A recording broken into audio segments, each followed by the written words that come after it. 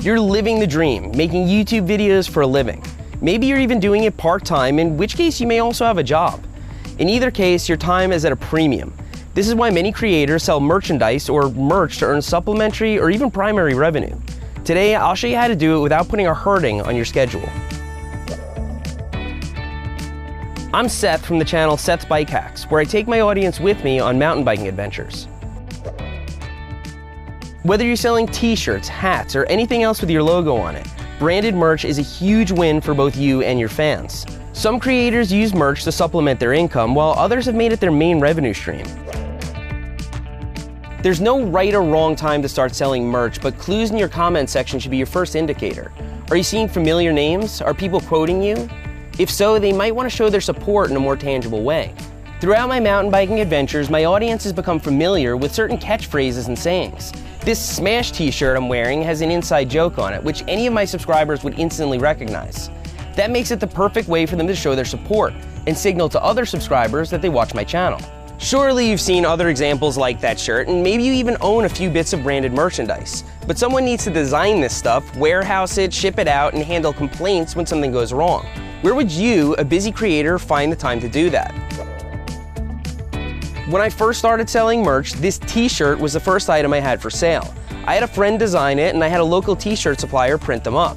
I kept all the inventory in my closet, and I shipped them all out right from the same room I edit from. I had to buy shipping supplies, I had to buy inventory, and when a size got low in stock, I had to make another minimum order, which could be thousands of dollars. As my audience grew, so did the workload. I'd be up late shipping out t-shirts, and I realized that before long, this wouldn't be a very viable business model. I'd need to hire help, get warehouse space, and do all sorts of things that would cut into my profit. That's when I discovered Teespring.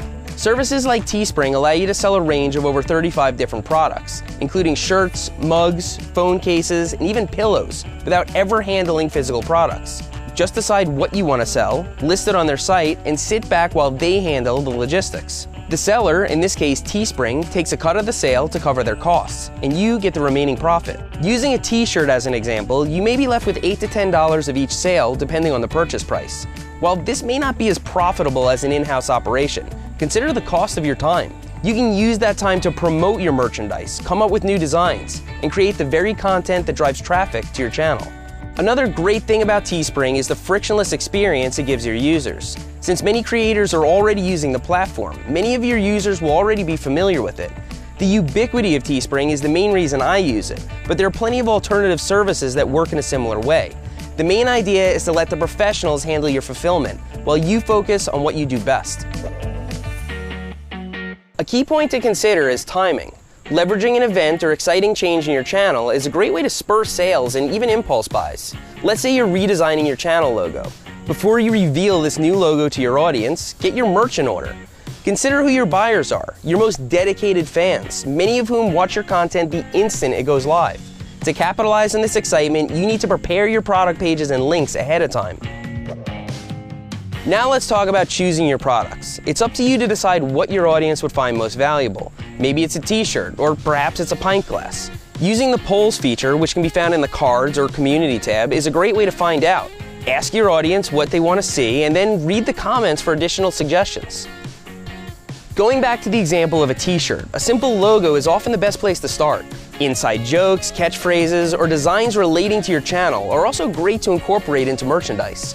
This rendering is of me riding behind my dog Drama as he wears an action camera.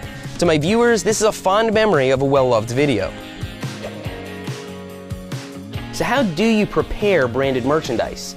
If you're just making a logo tee or coffee mug, it could be as simple as uploading your original logo design file. But many of us want to create new artwork, and that's a job for a graphic designer.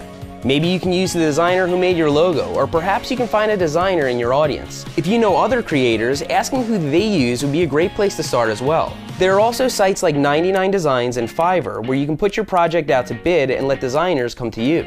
Based on my personal experience, a lot of full-time graphic designers will want a minimum of around $150 to make a simple original design. This number can fluctuate wildly based on your demands as well as how in demand the artist is. Quality design work can be a great investment that pays you back in full, but it all starts with the guidelines that you put in place. Using bullet points about your channel and audience is a good way to give the designer some inspiration. Be concise in your instructions and provide real-world examples whenever possible. At the onset of the design process, the artist will usually give you some rough drafts.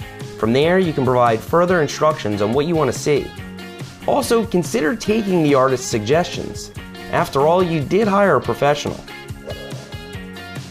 Once you have a design you're happy with, you'll need to apply it to a product and list it for sale. Let's go over some guidelines to help you achieve the best results. Mind the specifications. Services like Teespring will provide you with the minimum size and resolution for uploaded artwork. But when in doubt, go bigger.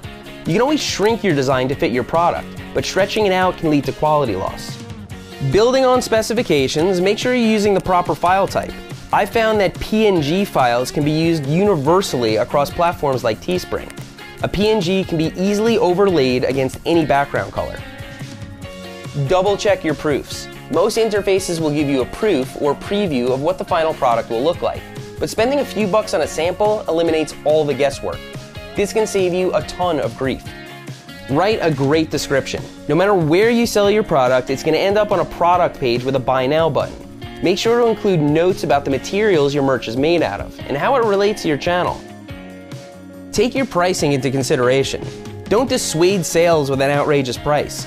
But at the same time, make sure you can cover the cost of your designer and make the whole process worthwhile. When in doubt, check to see what other creators are selling their merchandise for, and use that information to stay competitive.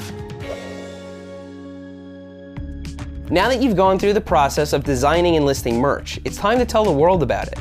If you have a website, make sure your product links are up to date.